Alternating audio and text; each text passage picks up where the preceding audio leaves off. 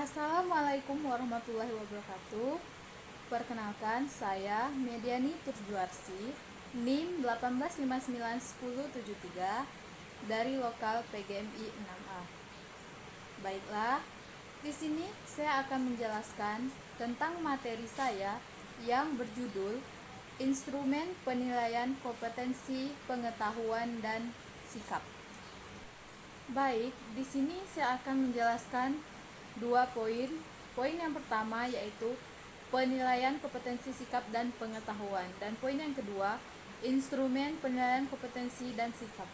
Baiklah, kita mulai yang pertama yaitu tentang penilaian kompetensi sikap dan pengetahuan.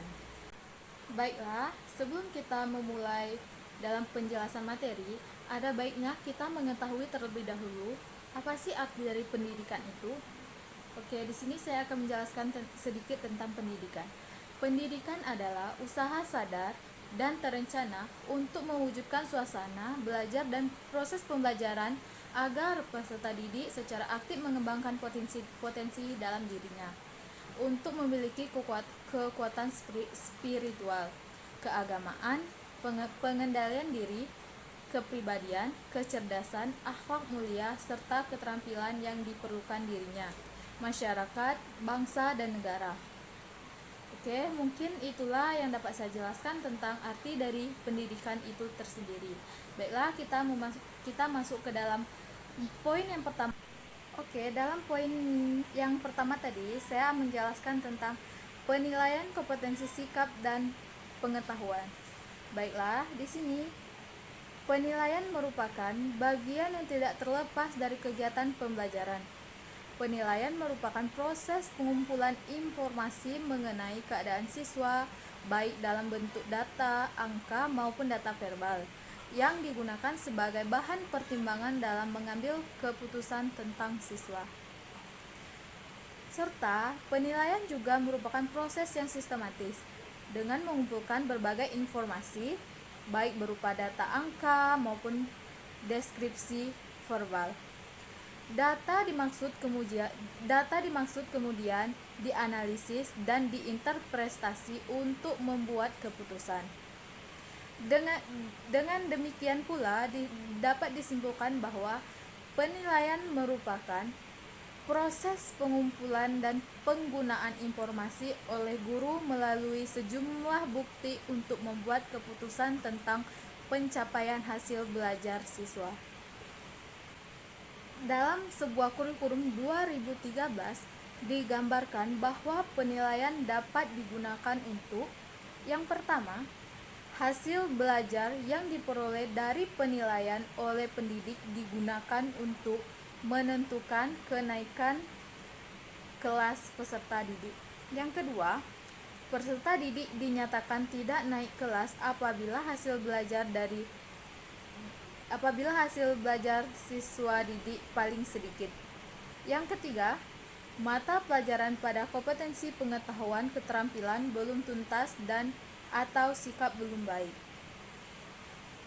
Yang keempat, ketentuan sebagaimana yang dimaksud pada ayat 1 dan ayat 2 tidak berlaku bagi peserta didik SDLM atau SMPLB atau SMALB atau SMKLB.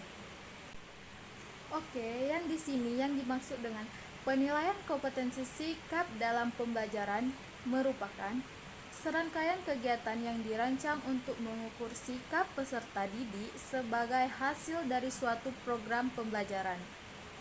Penilaian sikap juga merupakan aplikasi suatu standar atau sistem pengambilan keputusan terhadap sikap. Kegunaan utama penilaian sikap sebagai bagian dari pembelajaran adalah refleksi atau sebagai cerminan dan kemajuan sikap peserta didik secara individual. Baiklah, di sini dijelaskan, adapun penilaian pengetahuan dapat diartikan sebagai penilaian potensi intelektual yang terdiri dari tahapan mengetahui, memahami, menerapkan, menganalisis, mensintesis, dan mengevaluasi. Di sini, seorang peserta didik perlu melakukan penilaian untuk mengetahui pencapaian kompetensi pengetahuan peserta didik. Penilaian terhadap pengetahuan peserta didik dapat dilakukan melalui tes tertulis, tes lisan, dan penugasan. Kegiatan penilaian terhadap pengetahuan tersebut dapat juga digunakan sebagai pemetaan kesulitan belajar peserta didik dan perbaikan proses pembelajaran. Oke, poin yang kedua yaitu saya akan menjelaskan tentang instrumen penilaian kompetensi pengetahuan dan sikap. Yang pertama, penilaian kompetensi sikap. Penilaian kompetensi sikap bahwa kurikulum 2013 membagi kompetensi sikap menjadi dua bagian. Yang pertama, sikap spiritual, dan yang kedua, sikap sosial. Oke, kita akan menjelaskan dari kedua poin tersebut ya. Yang pertama, sikap spiritual. Sikap spiritual ini terkait dengan pembentukan peserta didik yang beriman, bertakwa, dan serta arti dari sikap sosial tadi. Sikap sosial berkaitan dengan pembentukan peserta didik yang berakhlak mulia, mandiri, demokratis, dan bertanggung jawab. Sikap spiritual sebagai perwujudan dari menguatnya interaksi vertikal dengan Tuhan Yang Maha Esa. Sedangkan sikap sosial sebagai mewujudkan eksistensi kesadaran dalam upaya mewujudkan keharmonisan kehidupan. Poin yang kedua yaitu perumusan indikator dan contoh indikator sikap. Di sini, acuan penilaian adalah indikator, karena indikator merupakan tanda tercapainya suatu kompetensi. Indikator harus terukur. Dalam konteks penilaian sikap, indikator merupakan tanda-tanda yang dimunculkan oleh peserta didik, yang dapat diamati atau diobservasi oleh guru sebagai representasi dari sikap yang dinilai.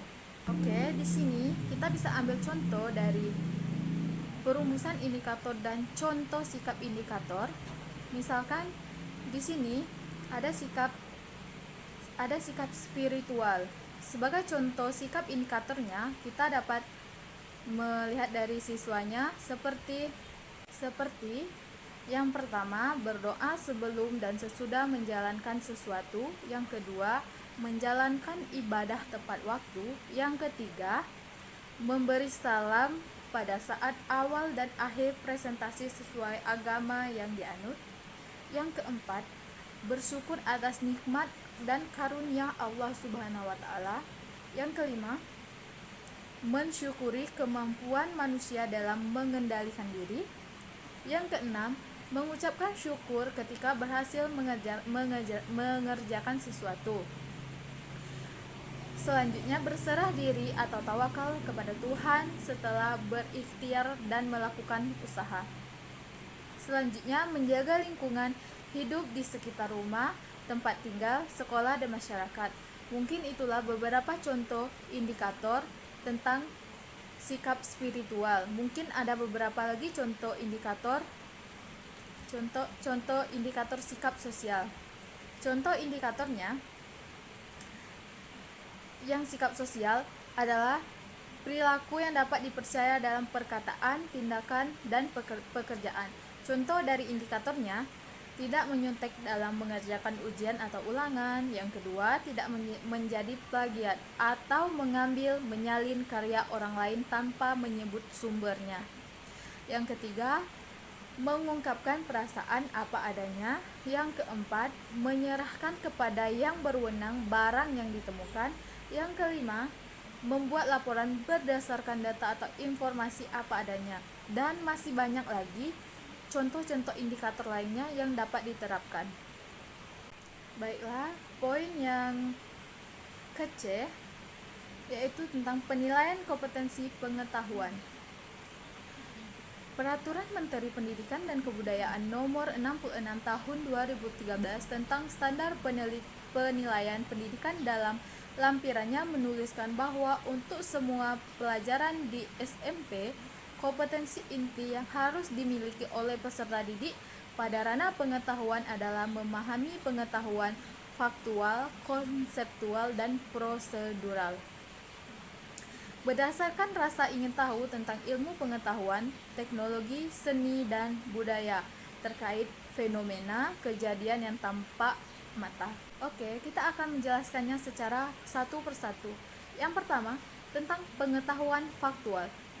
Di sini, pengetahuan faktual berisi konvensi atau kesepakatan dari elemen-elemen dasar berupa istilah atau simbol atau notasi dalam rangka memperlancar pembicaraan dalam suatu bidang disiplin ilmu atau mata pelajaran. Pengetahuan faktual meliputi aspek-aspek pengetahuan istilah, pengetahuan khusus pada elemen-elemennya berkenaan dengan pengetahuan tentang peristiwa, lokasi, orang, tanggal, sumber informasi, dan sebagainya. Sebagai contoh pengetahuan faktual sebagai berikut. Yang pertama, pengetahuan tentang langit, bumi, dan matahari. Yang kedua, pengetahuan tentang fakta mengenai kebudayaan dan pranata sosial.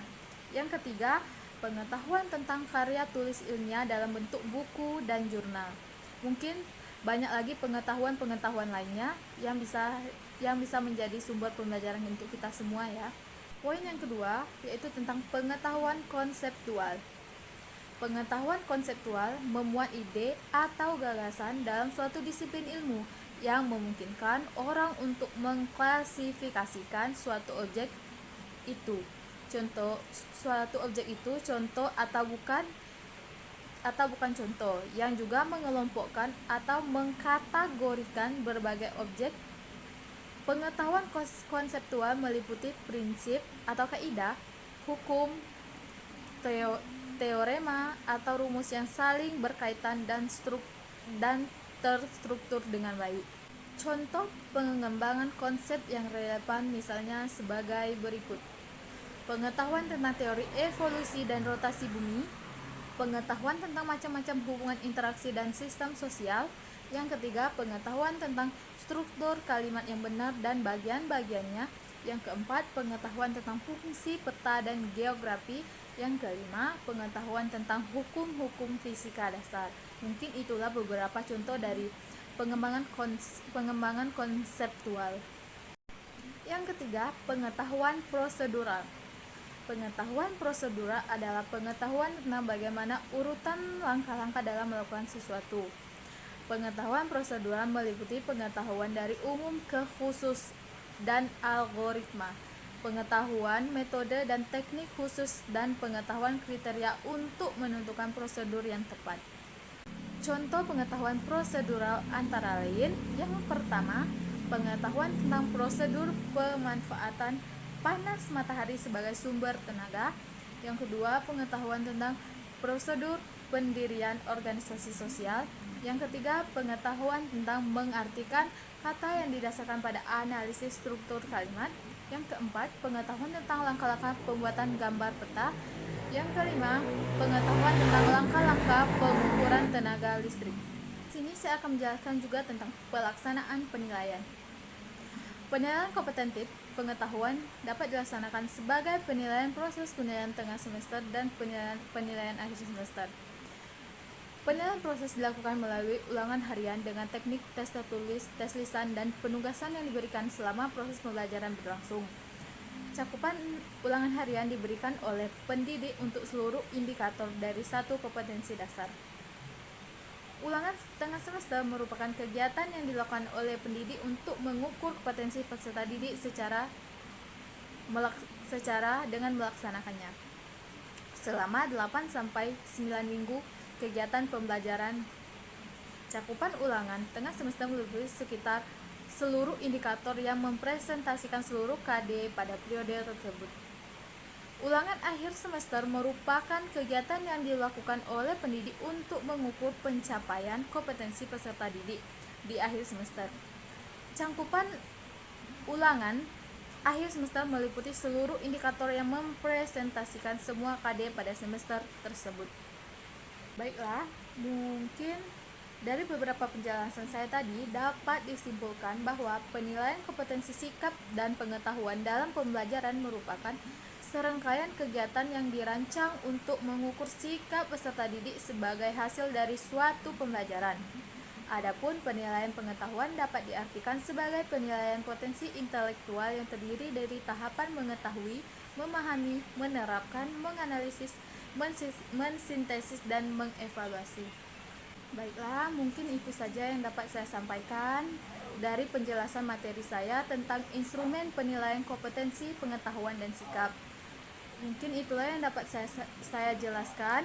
Saya akhiri, wabillahi taufiq wal hidayah. Wassalamualaikum warahmatullahi wabarakatuh.